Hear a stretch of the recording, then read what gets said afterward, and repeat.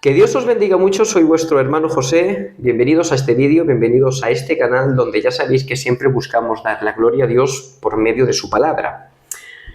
Y todos aquellos que ya sigáis mis vídeos y mi canal habréis comprobado que para mí una de las doctrinas fundamentales del cristianismo es la inerrancia de las Escrituras.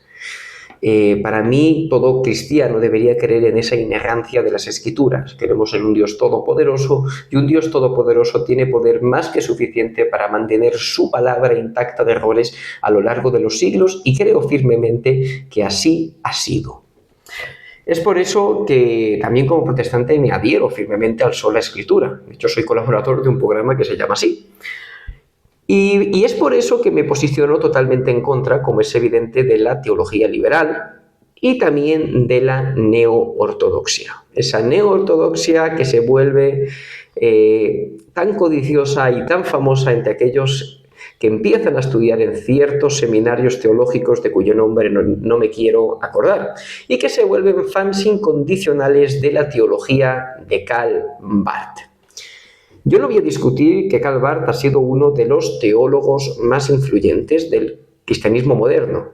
Eso yo creo que no hay lugar a dudas. Otra cosa sería que su teología me parezca bien o mal, que ya os adelanto que me parece mal, horrible y fatal.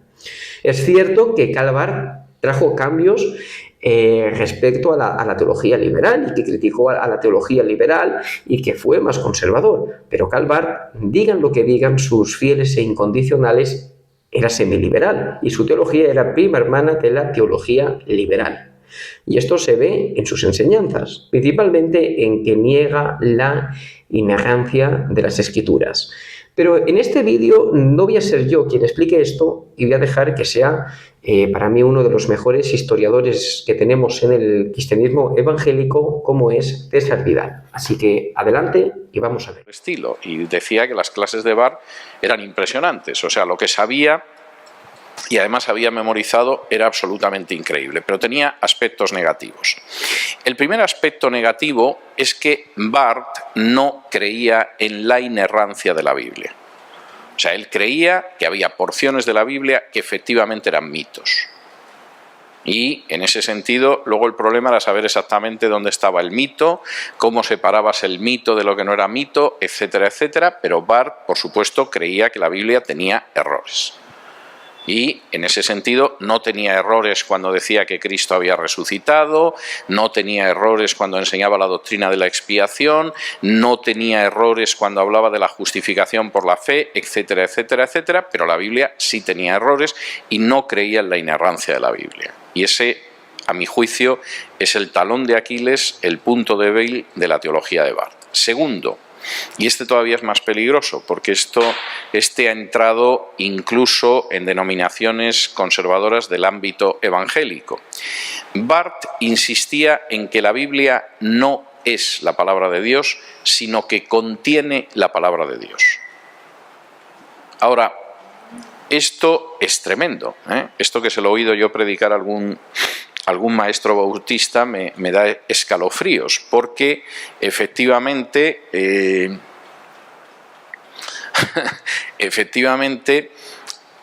si la Biblia no es la palabra de Dios, sino que contiene la palabra de Dios, a ver cómo encontramos dentro de la Biblia dónde está la palabra de Dios y dónde no hay palabra de Dios. Entonces, claro, esto es complicado. Es decir, vale, de acuerdo que la resurrección de Cristo sí sabemos que es palabra de Dios. La Trinidad es palabra de Dios. La justificación por la fe es palabra de Dios. La doctrina de la expiación. ¿Y los milagros de Jesús lo son o no lo son? Es decir, cuando de pronto cura a la muchachita que está muerta, efectivamente ahí nos encontramos con que ahí sí está contenida la palabra de Dios, o eso es un mito que se le ocurrió a alguien y esta pobre chica lo que estaba era desmayada de hambre, por ejemplo. Cuando de pronto nos encontramos con un episodio como David, que efectivamente se enfrentaba con Goliat y acabó con Goliat.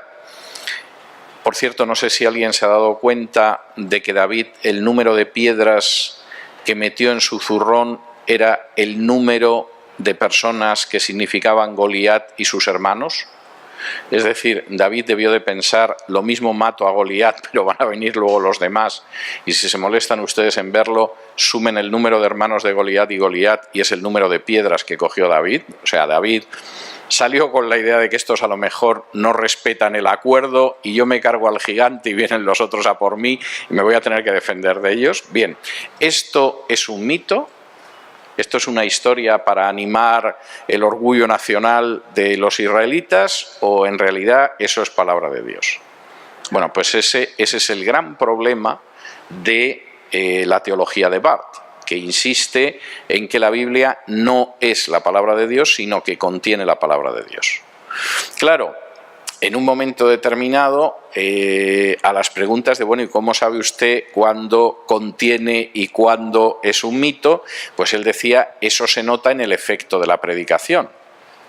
Esa es una respuesta, en fin, bastante débil, porque hay gente que predica majaderías y la gente se entusiasma. Es decir, que realmente no es así. O como decía un amigo mío, Dios puede sacar unas consecuencias edificantes de una errónea interpretación de un versículo oscuro de un profeta menor, pero no se lo pongamos tan difícil.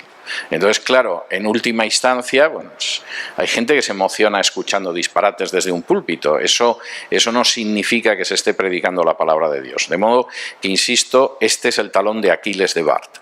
Y el otro gran talón de Aquiles de Barth, que es donde efectivamente se ha cargado mucho contra él, es que Barth hubo una época en que creía que al final todo el mundo se iba a salvar.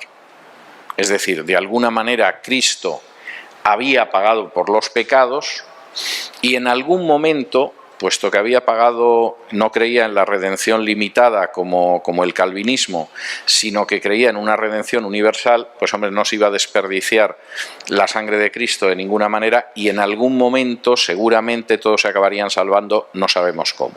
Al final de su vida, Barth ya no creía en esto. Es decir, cuando le preguntaban, ¿sigue usted creyendo en el universalismo? ¿Sigue usted creyendo que al final todos se van a salvar? Decía, no lo sé. Es decir, esa seguridad que había tenido en una época había dejado de tenerla y efectivamente no lo creía.